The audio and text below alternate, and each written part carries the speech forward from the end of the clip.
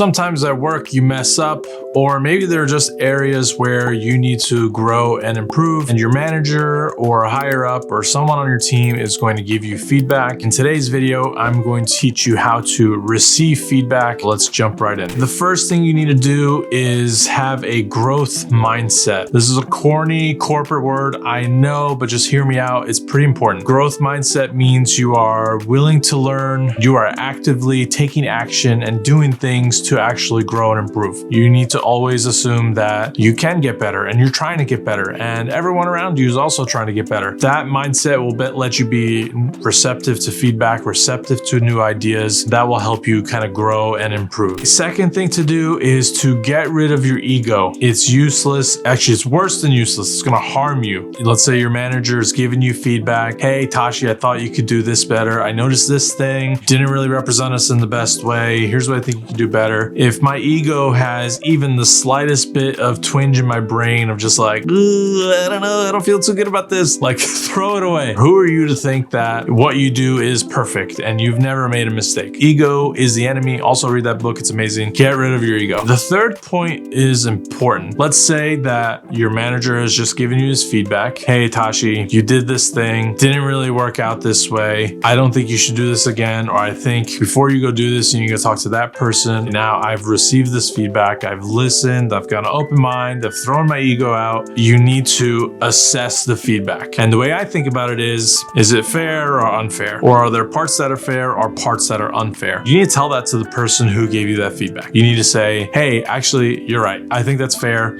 I did do this. You're taking that accountability. And you're also giving feedback to the person who gave you that feedback and reassuring them you are taking that accountability. Because when you're giving feedback to someone in that situation, there's always this part of your brain that says like, oh God, I hope they don't like flip out or try to like fight me at like every step of the way. That changes the dynamic of the conversation entirely. And what I found usually is when I do say that, it lets the person share more with me and share more that's like raw. You want to have that strong enough relationship where if things come at you that way, that are just like unfair feedback, events that didn't actually happen, whatever it might be, didn't get the whole story, you're able to have kind of nitty-gritty conversation with no fights or no bad feelings or anything like that. The relationship that you form with everyone is super important. That allows you to kind of get to the bottom of that stuff. Give the person the feedback about whether the feedback was fair or not fair and take the conversation from there. Next, you want to express potential next steps, or the person is expressing them with you. Usually if it's me and my manager, we're like collaborating on what the next steps are. Leave the meeting or conversation with takeaways and next steps so that you have things that you're going to go work on and improve, and your manager or whoever it might be knows that you're going to go do these things and